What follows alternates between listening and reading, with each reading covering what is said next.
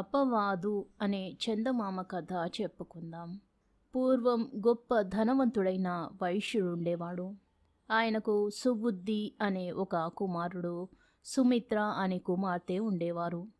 ఆయన చనిపోతూ తన కొడుకుని దగ్గరకు పిలిచి, నాయనా, నా అనంతరం మన వ్యాపారం చక్కగా సాగించు. నీవు చెల్లెలు సఖ్యతగా ఉండండి. ఇదే నా తుది కోరిక అని చెప్పాడు. తండ్రి పోయిన కొద్ది కాలానికి సుబుద్ధి 3 నౌకల మీద సరుకులు వేసుకుని దేశాంతరాలకు బయలుదేరాడు. బయలుదేరేటప్పుడు అతను తన చెల్లెలితో, చెల్లి, నేను చాలా కాలానికి గాని ఇంటికి తిరిగినాను. నేను లేని సమయంలో నీవు నీ ధర్మాన్ని అతిక్రమించవద్దు, పరులతో ఎన్నడూ ప్రసంగించవద్దు అని చెప్పాడు. తిరిగి ఎప్పుడు కలుసుకుంటామోనని సుబుద్ధి తన చిత్తరువును తన చెల్లెలికిచ్చి, ఆమె చిత్తరువును తన వెంట తీసుకుని నౌకలతో సముద్రం మీద బయలుదేరాడు. 2 ఏళ్ళు గడిచాయి. 3వ ఏడు నడుస్తోంది. సుబుద్ధి నౌకలు ఒకానొక రేవు పట్టణం చేరుకున్నాయి. అక్కడ లంగర్ దించి తన వెంట ఒక గిన్నెలో రత్నాలు, రత్న కంబలాలు మొదలైన బహుమానాలు తీసుకుని సుబుద్ధి ఆ దేశపు రాజు సుదర్శనుడి వద్దకు వెళ్ళాడు. తాను తెచ్చిన బహుమతులు సుదర్శనుడికి సమర్పించి, తమ దేశంలో వ్యాపారం చేసుకోవడానికి అనుమతి ఇవ్వండి అని సుబుద్ధి అడిగాడు. సుబుద్ధి తెచ్చిన బహుమానాలు చూసి సుదర్శనరాజు చాలా ఆనందించాడు. ఏ వణిజుడు కూడా తనకలాంటి అమూల్యమైన బహుమతులు ఇచ్చి ఉండలేదు. అందుచేత సుదర్శనుడు సుబుద్ధి కోరిన ప్రకారం వ్యాపారం చేసుకునేందుకు అనుమతి ఇవ్వడమే కాక, అతను నౌకలో తెచ్చిన వస్తువులను చూడడానికి సపరివారంగా రేవుకు కూడా వచ్చాడు. నౌకలోని వస్తువులను చూసి ఆనందిస్తున్న సుదర్శనరాజు కన్ను సుమిత్ర చిత్తరుపై పడింది. ఎవ్వరి సుందరి యువతి అని సుదర్శనరాజు సుబుద్ధిని అడిగాడు. ప్రభు, ఆమె నా చెల్లెలు. అందానికి తగిన శీలం కూడా ఆమెకున్నదా అని అడిగాడు సుదర్శనరాజు. ఆమె శీలానికి వంక పెట్టగలవారు లేరు అన్నాడు సుబుద్ధి. అయితే నేనామెను నా పట్టపు మహిషిగా చేసుకుంటాను అన్నాడు సుదర్శనుడు. ఇదంతా ఆలకిస్తున్న సేనానికి అసూయ జనించింది. చివరకు ఈ వైశ్యాంగన మాకు రాణి అవడమా, మా భార్యలు ఈమెకు సేవ చేయడమా అనుకున్నాడు దుర్మార్గుడైన సేనాని. అతను పైకి మాత్రం ఈ విధంగా అన్నాడు. ప్రభు, ఈ స్త్రీని నేను బాగా ఎరుగుదును, ఆమె దుశ్శీల అన్నాడు. ఈ మాట వినగానే సుదర్శనుడికి సుబుద్ధిపై ఆగ్రహం కలిగింది. దుశ్శీలను శీలవతి అని ఎందుకు చెప్పావు? నీ తల తీయించేస్తాను అన్నాడు రాజు సుబుద్ధితో. ప్రభు, మీ సేనాని చెప్పేది అసత్యం.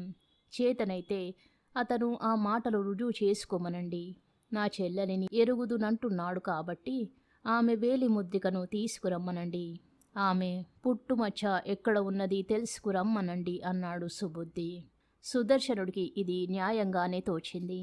ఆయన తన సేనానితో, 2 నెలల కాలంలో నీవు ఈ స్త్రీ ఉంగరము పుట్టుమచ్చ రహస్యము తెలుసుకొనలేకపోయినట్లయితే నీ తల తీయిస్తాను అని తెలియపరిచాడు.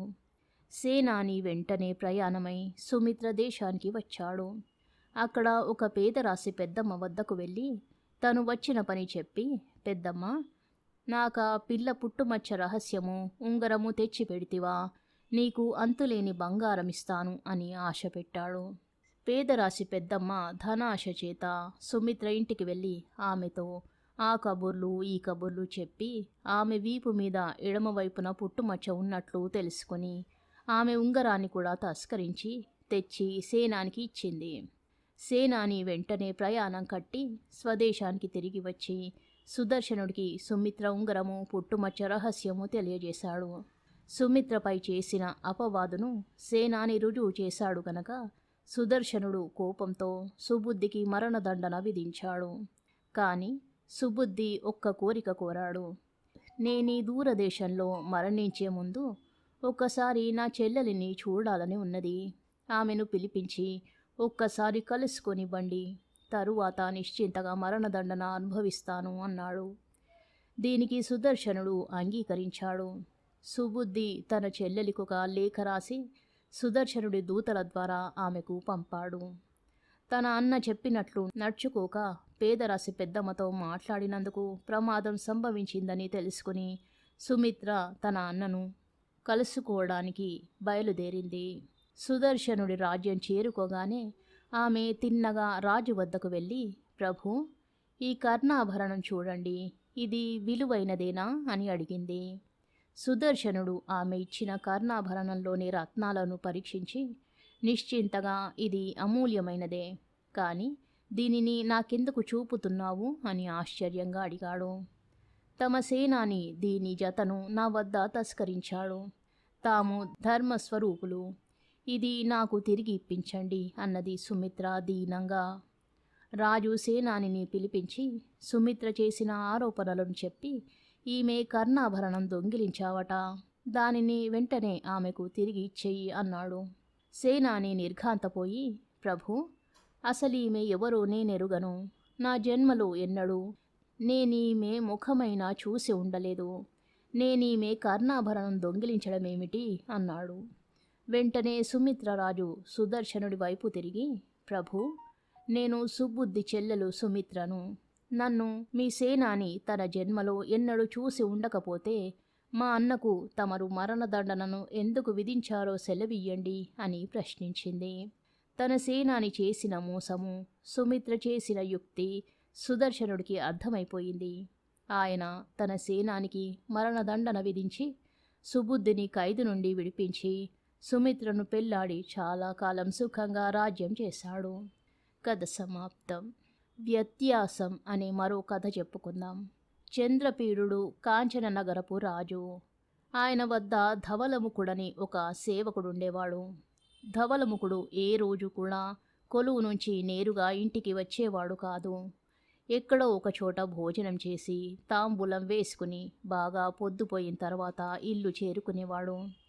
ధవలముకుడి భార్య ఒకరోజు తన భర్తను, మీరు ప్రతిరోజు ఎక్కడో భోజనం చేసి వస్తారు కదా, ఎవరు మీకు భోజనం పెడతారు, ఎందుకు పెడతారు అని అడిగింది. ధవలముకుడు భార్యతో, నాకు ఇద్దరు మంచి స్నేహితులున్నారు. అందులో ఒకడు కళ్యాణవర్మ అనేవాడు. అతను నాకు తన వద్ద ఉన్నది ఏది కావాలన్నా ఇస్తాడు. ఇక రెండోవాడు వీరబాహు అనేవాడు. అతను నాకు ప్రాణ స్నేహితుడంటే అవసరమైతే నా ప్రాణానికి తన ప్రాణం అడ్డు వేస్తాడు అన్నాడు.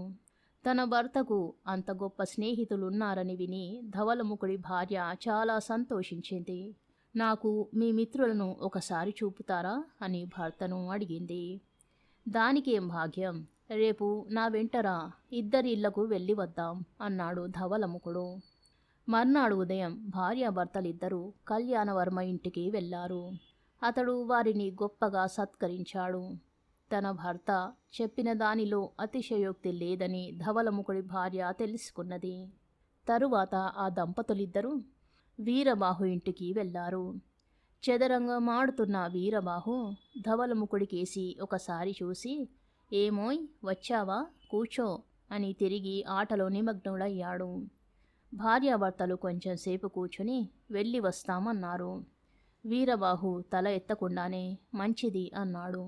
ధవలముకుడితో భార్య, కళ్యాణవర్మ కన్నా వీరబాహు మీకు మంచి స్నేహితుడని చెప్పారు కదా, ఇతని కన్నా అతనే మనల్ని ఎంతో ఆదరంగా చూశాడే అన్నది. వారిద్దరి మధ్య గల వ్యత్యాసం చూడాలంటే రేపు నువ్వు ఇద్దరి దగ్గరికి వెళ్ళి నా మీద రాజుగారికి ఆగ్రహం వచ్చిందని చెప్పు అన్నాడు ధవలముకుడు భార్యతో. ఆమె మర్నాడు ముందుగా కళ్యాణవర్మ ఇంటికి వెళ్ళి అతనితో, అయ్యా, నా భర్తపై రాజుగారు అలిగారు, మీరు మీ మిత్రుడికి సహాయపడగలరా అని అడిగింది. కళ్యాణవర్మ హడలిపోయి, అమ్మా, నేను వర్తకం చేసుకునేవాణ్ణి, రాజుగారిని ఎదిరించి నేనేం చెయ్యగలను, నీ భర్త దేశం వదిలి పారిపోవడం మంచిది అన్నాడు.